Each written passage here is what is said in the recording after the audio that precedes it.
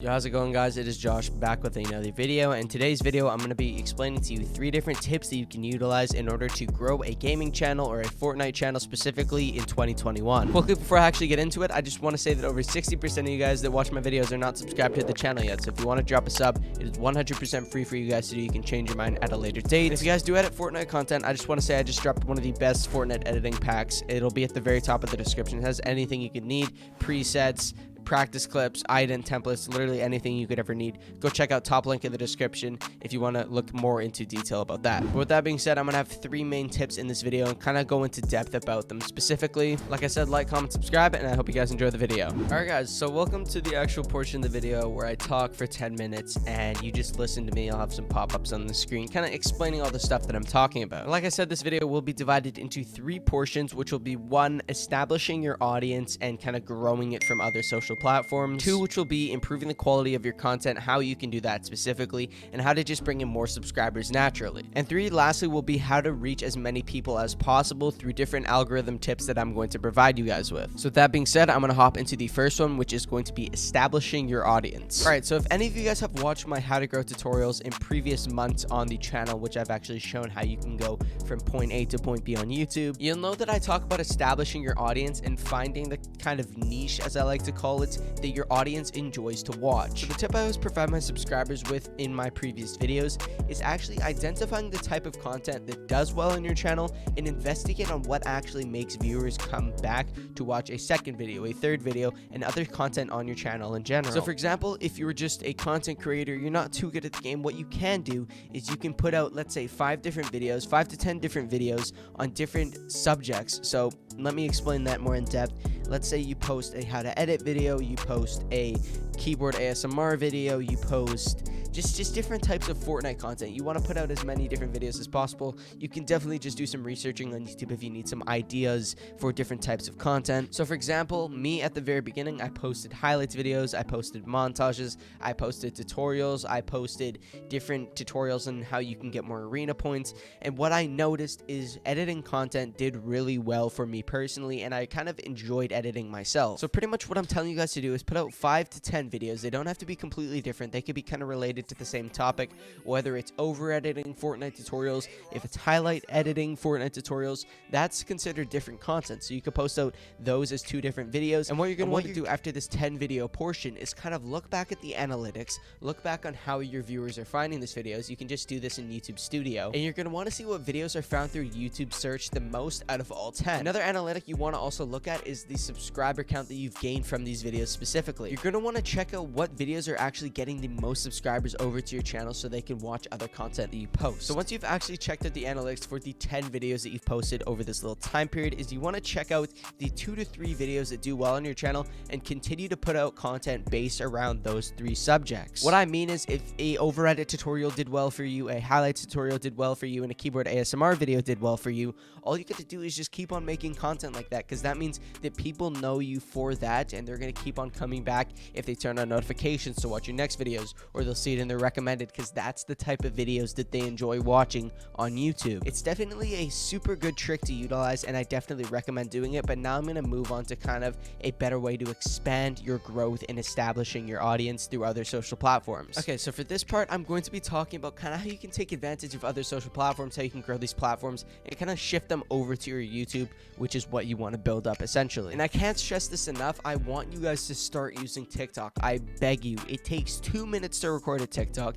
It doesn't even have to be elaborate. Let's say if you make editing content on YouTube, like you guys have seen. If you guys don't follow my TikTok already, go follow my TikTok. I'll put a little pop-up on the screen so you can check out what my username is. I'll also have it linked down below in the description. But what I do in there is I post short 60-second tutorials on there, and I pretty much just show how to do basic effects. So I definitely recommend going over to TikTok and basing your content around what you post on YouTube, because there's little to no competition on that app for gaming and YouTube related stuff. You can easily take advantage of this by saying to the followers on TikTok that you have your YouTube link down below in your bio, or you have it in the comment section, something like that, where you're letting people know where they can actually find more content from you, which just ultimately leads to more subs. But that's pretty much how you could actually use another social platform to establish an audience on YouTube, as long as you're just moving them from TikTok, because TikTok does have the great feature of the For You page, which allows literally anyone to find you as they're scrolling along the similar content that they enjoy watching that is similar to yours. But yeah, I'm actually going to move on to the second subject, which is going to be improving the quality of your content and how you can actually do that. All right, so for this second portion, I'm going to be going over how you can just generally take your content to the next level, whether you make montages, content videos, try not to laugh videos. Literally, it could be anything gaming related, because that's kind of what I'm going to be going over. It does apply to other content, but not really as specifically as it does to gaming, because that's kind of the tips I'm going to be giving for this. Starting off with Fortnite montages, editing packs are literally one of the best tools you can use for editing your own Fortnite montages. When I started editing on YouTube, I didn't really have the luxury of editing packs because they didn't really exist, so I kind of had to start from scratch and start learning my own effects. But you guys are so lucky if you're starting out right now. It is so easy to start off a YouTube channel based on your editing, because there is so many free editing packs on YouTube. I bet you if you looked up Fortnite free editing pack, there would be a million results that you could check out. So go check those out if you want to actually get better at editing, because they're just presets you can slap onto your montage, and you'll just get better at editing just through that naturally. The next thing I'm going to be talking about is kind of gaming content in general. So my main tip for this is you want to find something that is high search results but low competition. What I mean by this is when I started YouTube, I was editing on a free platform, DaVinci Resolve, and there was not a lot of tutorials or competition around that platform. So what I did is I went out and I started making DaVinci Resolve content and how to make different edits, how to make different effects, all that stuff on DaVinci Resolve, which has led me to get where I'm at right now, which is the most popular DaVinci Resolve editor on YouTube. For Fortnite, by the way, I don't literally mean that I am the biggest DaVinci Resolve YouTuber, because obviously Mr. Alex Tech exists. But what I'm trying to say by this is try to find something that doesn't really have that many people around it that you feel that you can become the best at. And it's definitely paid off, so I want to say thank you to you guys for that. But I'm also going to be moving on to a separate subsection of this portion, which is just improving the appearance of your videos itself. So when it comes to video content, if you guys do use cameras, you can use a 1080p webcam. That is perfectly fine. I used to use a 720p webcam before I bought my DSLR camera, which is what I'm recording with right now. But if you do use a camera for recording, I just want to say that the appearance of your intro is super crucial to if a viewer stays from the beginning of a video to the middle of a video. So for example, take these lights for example. I just purchased them. They were a solid $40 for a 32-foot strip, and you can see it just kind of takes the vibe to the next level.